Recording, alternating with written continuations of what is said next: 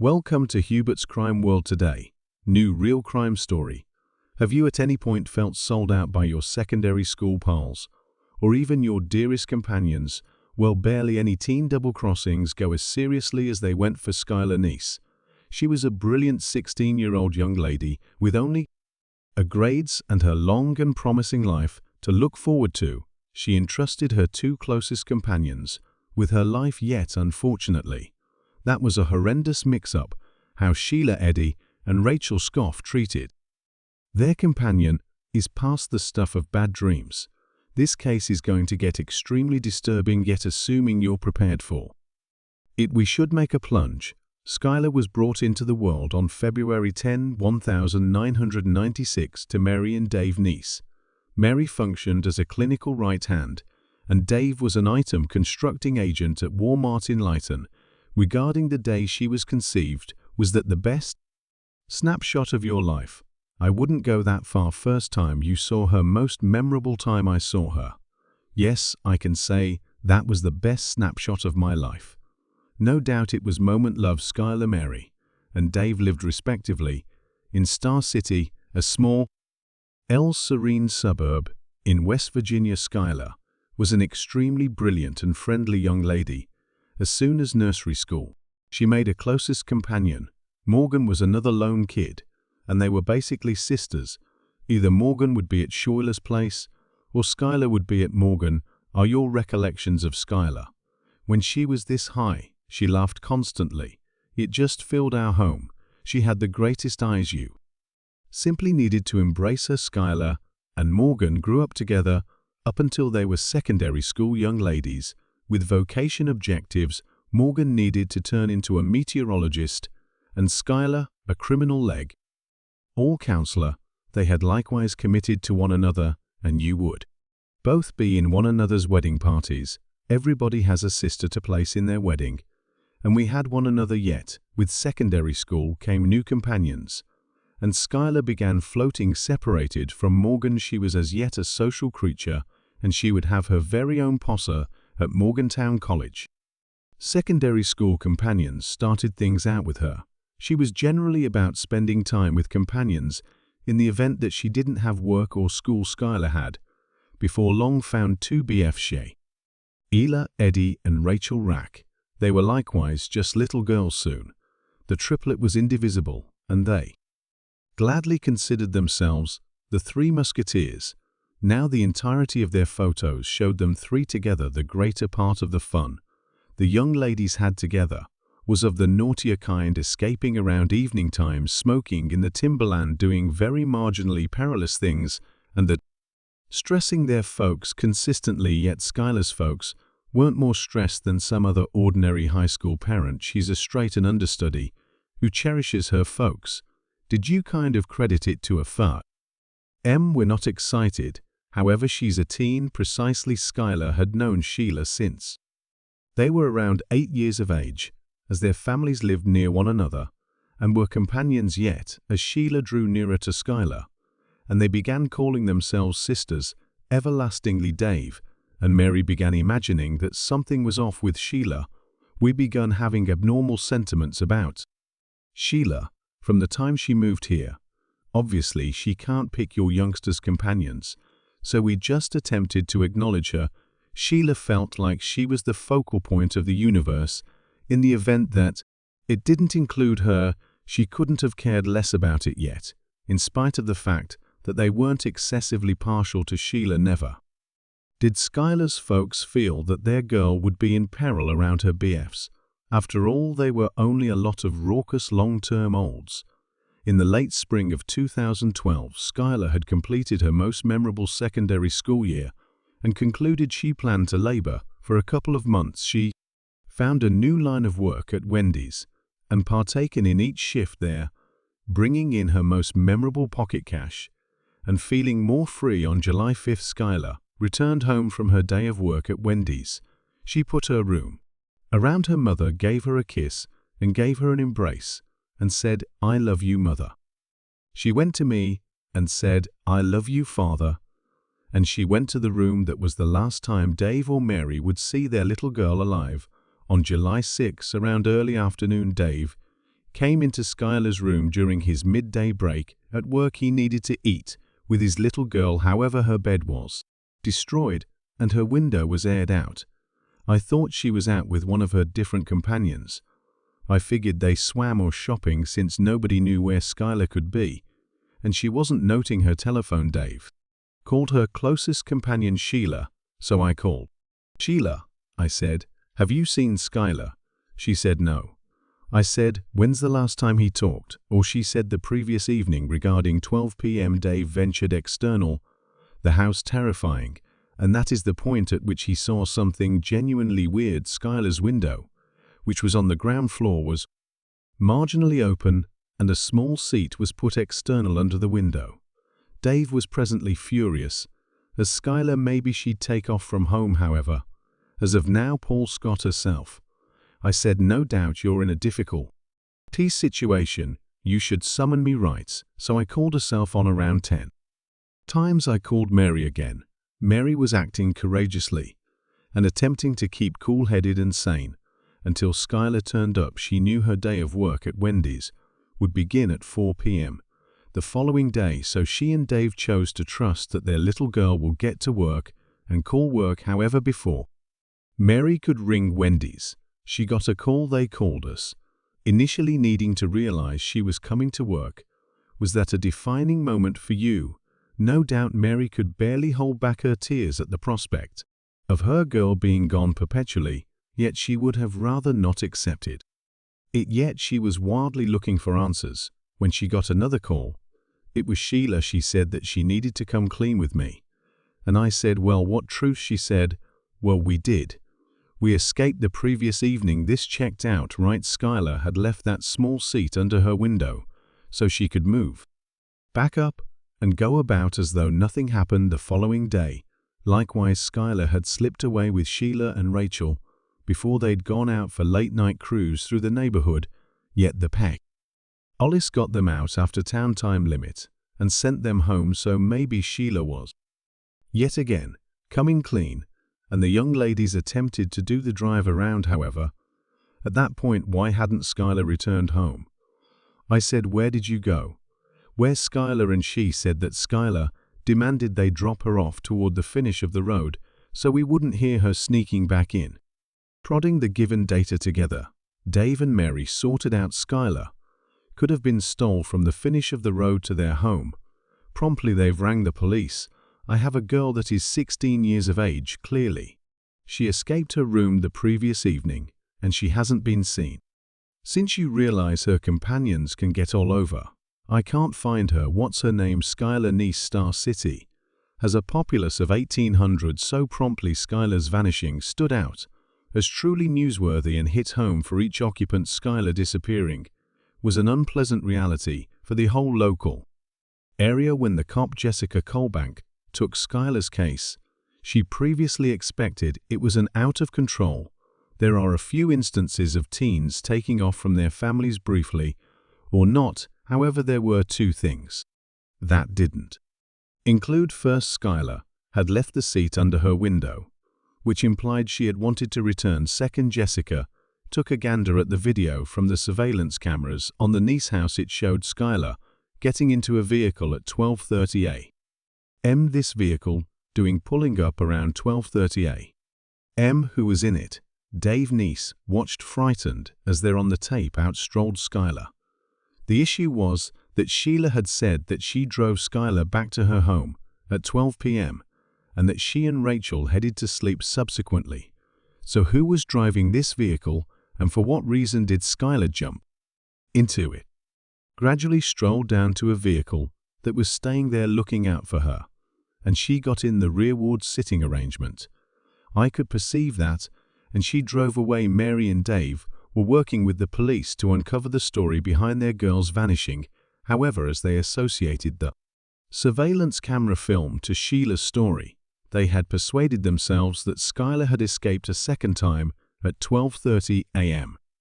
with somebody other than her BFs. After all, how could her dearest companion lie? Moreover, the recording had such low goal that the police couldn't recognize the make of the vehicle or the tag, and in light of the fact that Skylar should have been visible leaving voluntarily. The police couldn't give a golden caution, either once that video came out, that she energetically got in this vehicle, they won't emerge and search for someone cruising all over in a vehicle, while the nieces were getting frantic.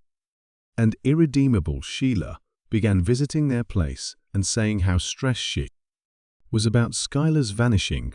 Once she inquired as to whether she could go into Skylar's room. And yes, that is fine. I went to Skylar's room with her. We sat on the bed. Sheila cried. She was saying, how is it that she could do this to us? I'm her dearest companion. For what reason doesn't she essentially call me? Recollect these lines, as they're going to get exceptionally dull. A couple of months into the examination, the West Virginia police told Mary and Dave that they thought Sheila and Rachel were more required than they let on. As a matter of fact, they turned into the principal suspects in Skylar's vanishing. Realize that the last individual with someone is generally the individual that realizes what befell him. This was difficult to imagine for Dave and Mary. They were an indistinguishable triplet who generally appeared to be glad and really very close. Now Sheila and Rachel were dynamic individuals from the local area looking for Skylar. They would thump on the entryways and ask, have you seen this young lady? And we continued to show the photos to individuals. No one had seen her. So if Sheila and Rachel were so frantic to find Skylar, why would they lie about the evening of July 6th? However, Sheila's down areas of strength for was even appeared to be stressed over her dearest companions. She continued to tell her best friend Chrissy that she is truly stressed over Skylar. She was making a good attempt to assist them with finding anything so difficult to assist them with sorting out what had happened when Star City coordinated a candlelit vigil for Skylar. Sheila and Rachel came and sat in tears close to Skylar's folks. They were crying. In came up and embraced me, and Mary simply weeping hysterically. The main thing Mary could say was, how might we help these young ladies? Yet Mary was attempting to offer solace and conclusion to the two individuals that had killed her little girl. She had no clue about what the two young ladies had done to Skylar on that critical evening and what lengths they would go to hide the terrible truth. It was towards the finish of 2012 that Jessica avoided the chance of Skylar taking off. For the most part, wanderers, they take things with them that they need, particularly on the off chance that she had contacts and glasses. She didn't take that stuff with her. Skylar hadn't utilized her telephone or an ATM since July 6th, the night she vanished. Around a similar time, the police turned their consideration toward two bank burglaries in Blacksville. An adjoining city analyst, Ronnie Gaskins, was placed in touch with the Star City police after a tip that Skylar had gone celebrating with the looters when she vanished. There's simply reports. You realize tattle circumventing that there was this high school party. There was a potential excess and individuals. They were frightened, so they hid the body. Yet said Skylar had never utilized weighty or hit up immense underground gatherings. Anyway, Ronnie didn't have the foggiest idea about this. Without a doubt, he and Jessica followed bits of gossip and sightings of Skylar all around the US without any result.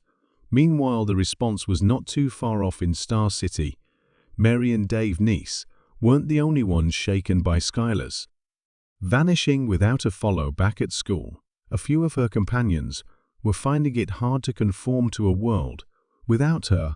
However, understudies appeared to realize more than the Guardian's reports were spreading to all web-based entertainment stages among Twitter and Instagram and Facebook. You simply see things begin to get ludicrously wild. By Crazy Morgan implies that the tales were basically extremely assorted and incredibly many. Some said Skylar had owed, some that she had changed the nation. Yet understudies who were nearer to Sheila and Rachel, like Daniel, were beginning to paint an alternate story. There had been bits of gossip circumventing just gracious Rachel and Sheila know where she's concealing. Daniel was certain Sheila and Rachel were attempting to safeguard somebody, either Skylar themselves or another person engaged with her vanishing. There were presumably a decent 3, 4 or multiple times where I told Rachel, assuming that you know whatever you really want to get out, whatever occurred or where she's at. Soon enough, both Twitter and Facebook were amassing with posts about Sheila and Rachel concealing something. In September, the FBI showed up at Morgantown College Secondary School. They talked with each understudy, who is a partner or companion of Skylar's, and they posed a few inquiries about Sheila and Rachel. Daniel let them know that the young ladies didn't appear to be changed after July that year. However, they appeared to be more confined and near one another. In the meantime, Mary and Dave just could hardly imagine how Sheila or Rachel had been involved, assuming anything. They were attempting to safeguard them from all the pressure the FBI was causing. I went to the police and said, "Will you leave Sheila alone, please?" I said, "You all are badgering her 24/7. The youngster's going through sufficient right. Presently let her be." Yet Ronnie knew Sheila had something to stow away, and he kept on talking her. How was Sheila's disposition in these gatherings? You would have, with her quiet gather, just would see you directly in the face, solidly in your eyes. Yet it was something else altogether with Rachel. She would decline to visually engage, and she appeared to be extremely diverted. She would draw on the work area, play with the pencil, simply her non-verbal signs. Talk to Ton. The two young ladies continued to say a similar story. Again and again they got Skylar before 12 p.m., cruised a tad, smoked some, then dropped her off toward the finish of the road at 12 p.m., yet they would not give additional subtleties, and simultaneously the police were beginning to gather actual proof. CTV film from a service station showed Sheila's vehicle traveling west towards Blacksville, not east. Like she said, Rachel's telephone had additionally pinged off a cell tower in Blacksville that evening. That was an epiphany at long last. We have something to go on that is not the same as their story.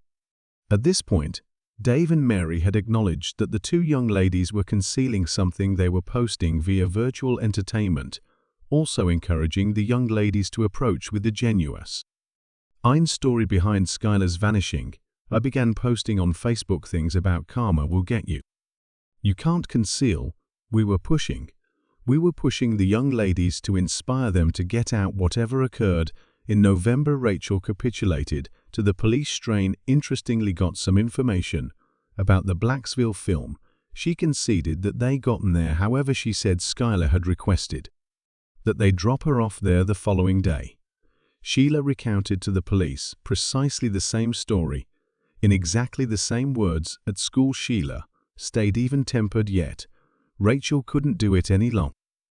Rachel appeared to be troubled. She appeared as though she was extremely unglued about something. I mean, this was eating in her heart. It was January 2013, and a half year had passed since Skylar's vanishing. Dave and Mary hadn't commended the colder time of year occasions and had entered a sad, discouraged perspective. Sheila and Rachel had quit coming to school. Rachel was battling continually with her folks up to the place where her mother considered her any longer.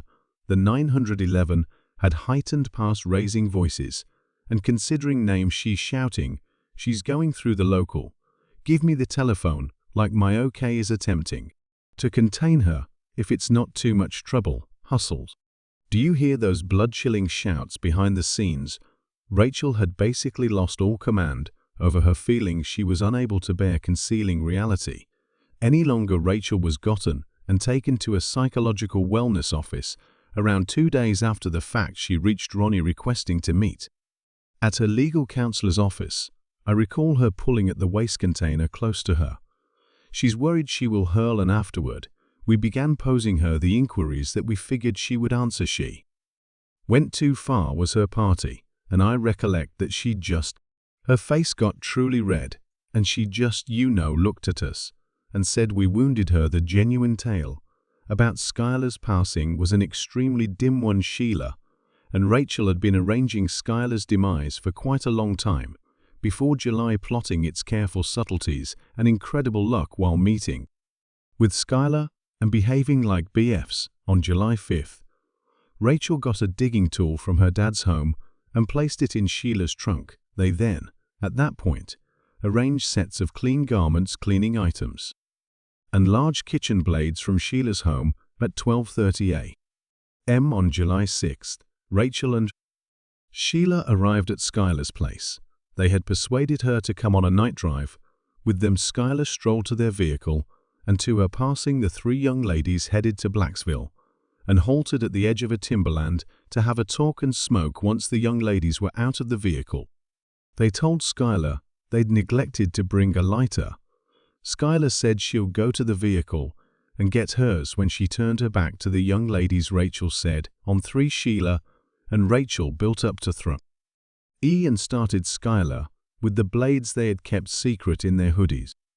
They went after her with all their actual strength. Skylar took off, however, could make it a couple of feet. Rachel handled her to the ground, and her chest. Skylar continued to battle. She snatched Rachel's blade from her hand and cut her lower leg, yet she was unable to protect herself from the two young ladies. Did Rachel demonstrate what Skylar's final words were, her last minutes in that gathering?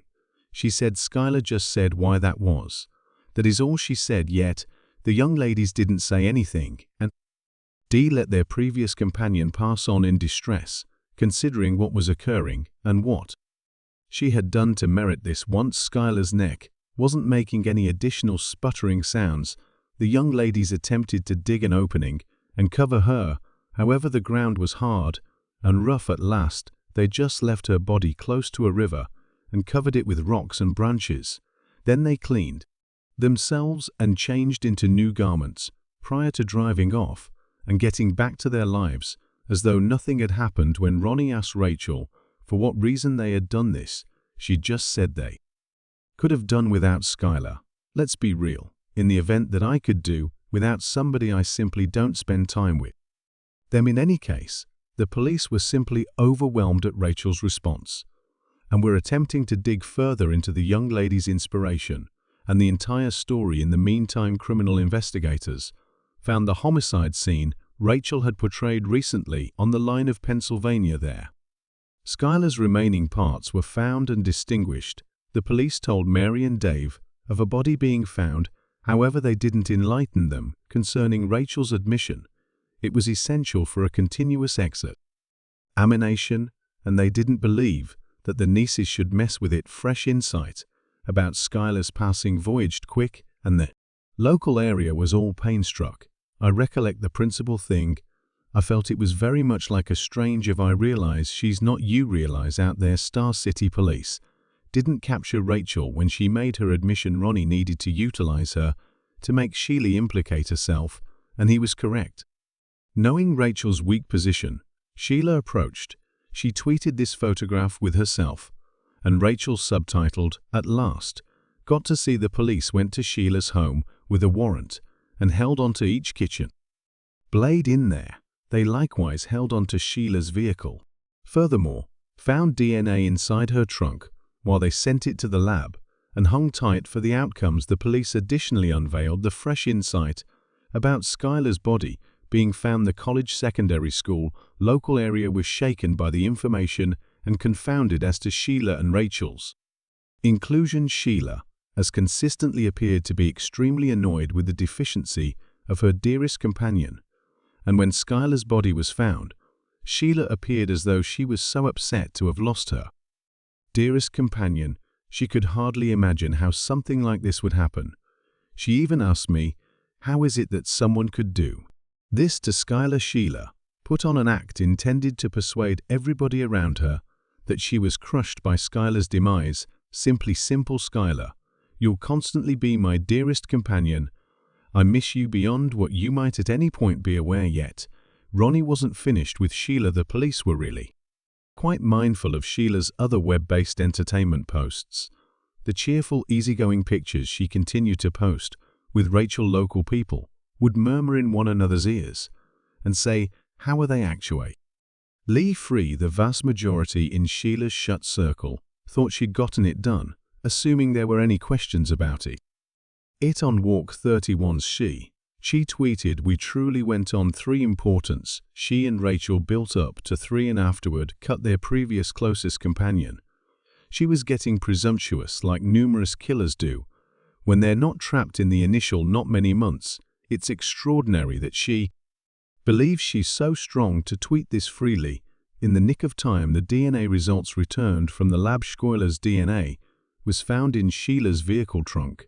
This was reasonable justification to at long last capture Sheila. By mid-April 2013, Sheila and Rachel were at last in jail. Sheila was captured in a parking area and accused of first-degree murder. She'd recently eaten with her mom. Kyla was crying, and she continued asking her mom, "Is everything going to be okay?" Then her mom, "I don't realize she left on May 1st." Rachel conceded to second-degree murder for helping out the police. However, when Sheila was brought to court, she grinned resistant and argued not liable. Mary actually had quite far to go in getting any sort of equity. "I would rather not go through a preliminary and hear the grisly, grim subtleties of this that would destroy me," as everybody was preparing for an extensive and tiring preliminary. The police were attempting to make quick work of the thought process. Why had Sheila and Rachel killed? Disliking her essentially didn't check out. As the police conversed with the understudies, they began laying out a dull picture. Morgan let the police know how she felt bad about Rachel and Sheila from the second Skylar began spending time with them. This wasn't desire for her benefit, simply stresses over the upsetting dynamic between them. She spent time with some unacceptable group. She had heaps of companions that were 20 a few years of age. That is somewhat weird that as well as the three were in a real sense indivisible at school, they wouldn't spend a moment separated, and Skylar appeared to change because of her experience with them. It seemed like about that time she didn't have that equivalent pleasant quality to her. She was more sharp, I think, toward individuals. She began practically acting the way that Sheila acted. Sheila was a disobedient, pompous, domineering jerk, and her energy spread onto Skylar. By the spring of 2012, the three-way fellowship didn't work any longer. Sheila and Rachel needed to hang out and decrease less time with Skylar. Classmates would hear the two diss Skylar at whatever point she wasn't around. One time Skylar's colleague, Capriccio, heard something really upsetting from Rachel was yelling to me the amount she could have done without Skylar. One day, well, she expressed in exactly the same words, "I'm almost certain I wouldn't see any problems if she passed on." As of now, Skylar realized very well that their relationship wasn't going extraordinary. She have zero faith in her companions any longer. Under 24 hours before she kicked the bucket, Skylar tweeted this about Sheila: "You doing clear like that is the reason I won't ever totally trust you." However, some way or another, Sheila persuaded Skylar to accompany her and Rachel for a drive that evening. As months passed and the police endeavored to make a total image of the young lady's thought processes, they found areas of strength. For that, Sheila and Rachel had fostered a close connection and begun feeling that three's horde. Obviously, they might have quite recently quit spending time with Skylar. Rather, they concluded they needed to kill her and ensure Skylar didn't educate individuals concerning their relationship. In January 2014, Sheila was at last condemned to life in jail with an opportunities for parole following 15 years. Sheila Eddy, how would you argue to the offense of homicide in the principal degree? The crime charged in include three of the prosecution for this situation blameworthy. Sheila's lawyer read a proclamation saying sorry to Skylar's family for all the aggravation brought about. Her and Rachel was crushed by her activities, and this should have been visible before her capture at it. The preliminary, she talks straightforwardly to Skylar's folks. "I couldn't say whether there's a legitimate method for making this conciliatory sentiment, since there are not even words to depict the culpability and regret that I feel every day for what I've done. I became found and trapped in something that I would have rather not done. I never understood the gravity of my activities and the number of individuals that I've harmed." Hearing this, Dave advised Rachel to take her expression of remorse and sit on it, as it will not carry any equity to his dead girl. She can take her expressions of remorse and all the other things and sit on them on the grounds that about their worth. Rachel was condemned to 30 years in jail with an opportunities for parole. In 10 years, the niece family will be perpetually ridden with responsibility and lament over not realizing the young ladies better. There must be a sign someplace there understood Sheila, and then Rachel's previous companions are likewise profoundly shaken by the occasion and have trust issues right up till now. How might you get to know new individuals when you used to be best pals with 2 or 3 kill? Is not in the least did Sheila and Rachel kill their companion without a second thought. They proceeded to conceal it and, surprisingly, imagine they were profoundly stressed over their companion, their contemptibility and deliberation in the homicide, and its disguise as something like unadulterated malicious gratitude. For watching, you folks. Don't be modest, give this video a like and buy into our feed for additional. See you sometime later and remain safe, you.